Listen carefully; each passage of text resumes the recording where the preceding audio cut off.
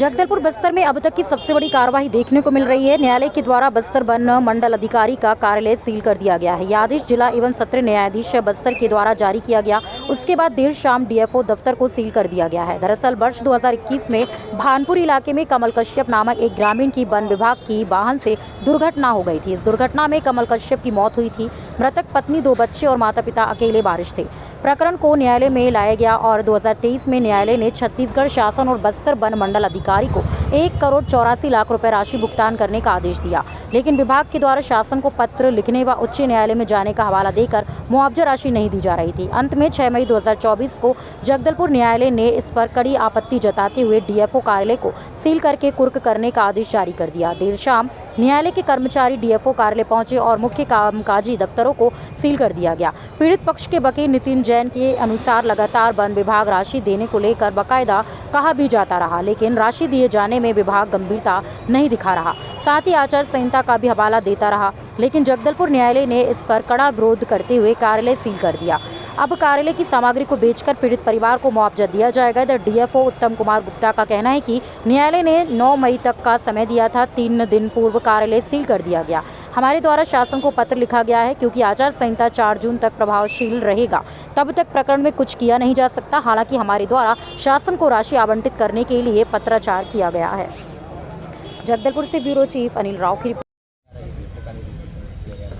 देखिए, सुनई में आने की बात नहीं। एक्चुअली जो मुआवजा राशि दिए जाने का आदेश किया गया था वो वन मंडलाधिकारी जगदलपुर और छत्तीसगढ़ शासन को दिए जाने का आदेश किया गया था। और छत्तीसगढ़ शासन के रिप्रेजेंटेटिव कलेक्टर होते हैं। कोई भी न्यायालयीन कार्रवाई होती है छत्तीसगढ़ शासन के खिलाफ होती है तो वो कलेक्टर बस्तर या संबंधित जिले के कलेक्टर के नाम से होती है। तो इस राशि की वसूली के लिए जो आदेश किया गया है, यह राशि डीएफओ कार्यालय जगदलपुर के अलावा कलेक्टर कार्यालय जगदलपुर के लिए भी आदेश है और यह कुर्की वारंट दोनों कार्यालय के लिए जारी हुआ है। तो आज ये कुर्की की कार्रवाई जो है डीएफओ कार्यालय जगदलपुर में हो रही है और आदेश जो है आदेशिका वाहनों के खिलाफ और माननीय न्यायालय ने जो आदेश किया है वो आदेश कलेक्टर कार्यालय जगदलपुर के खिलाफ भी है।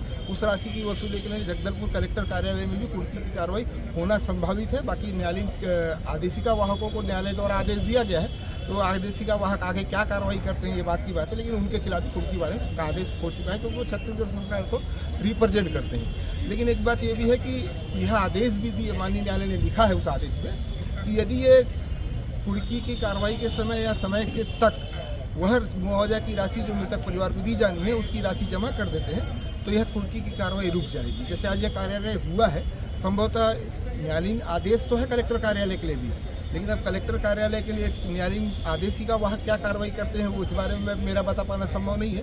लेकिन हाँ, ये आदेश है कि अगर ये जब भी पैसा जमा कर देते हैं, मान लीजिए कल कलेक्टर साहब के यहाँ से जमा हो जाता है क्षतिपूर्ति की राशि या यहाँ से भी हो जाता है, तो कुर्की की कार्रवाई अगर कल आ जाता है तो कलेक्टर कार्यालय की कुर्की कार्रवाई नहीं होगी। और अगर राशि जमा कर देते हैं तो ये कार्यालय की भी न्यायालयीन आदेश से खोल दिया जाएगा, क्योंकि मैटर ये नहीं है कि इनको सील करके संपत्ति मैटर ये है कि मृतक परिवार। मैं बताना चाहूँगा कि 2021 में यहाँ की एक शासकीय गाड़ी से एक एक्सीडेंट हो गया था जिसमें एक शख्स की मौत हो गई थी।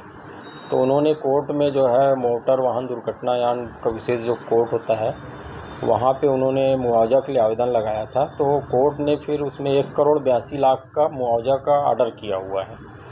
तो माननीय न्यायालय के आदेश के परिपालन में हमने हाई कोर्ट में अपील के लिए विधि विभाग से अनुमति प्राप्त की है, जो कि हमें अभी अप्रैल में प्राप्त हुई है।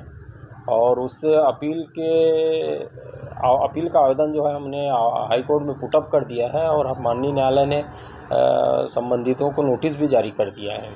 इस बीच जो है मोटरयान दुर्घटना विशेष जो न्यायालय है वहाँ भी हमने आवेदन करके निवेदन किया था कि चूँकि पूरे देश में अभी आचार संहिता लगा हुआ है, इसलिए वित्त के संबंध में जो है राशि के संबंध में बजट जो है शासन द्वारा जारी नहीं किया जा पा रहा है, तो हमको समय दिया जाए। और इस संबंध में अभी न्यायालय ने हमको 9 मई तक का समय दिया हुआ है राशि जमा करने के लिए, लेकिन इसके बाद भी आज उससे पहले आके यहाँ सील की कार्रवाई की गई है। इस संबंध में हमने वकीलों से सलाह लिया है और एक आवेदन हमने पुनः अभी लगाया हुआ है और वहाँ उसकी सुनवाई चल रही है। तो उसी का वेट कर रहे हैं कि हमारा क्या निर्णय आता है। शासन से इस संबंध में पत्राचार किया है जो सरकार, तो 4 जून के बाद ही पूरा प्रकरण निपटेगा ऐसा लगता है। हाँ, मतलब कोर्ट में तो प्रकरण चालू हो गया है अपील का, लेकिन जहाँ तक भुगतान का प्रश्न है तो वो तो क्योंकि आचार संहिता लगा है इसलिए 4 जून तक तो नहीं हो पाएगा, उसके बाद ही जो है होने की संभावना है।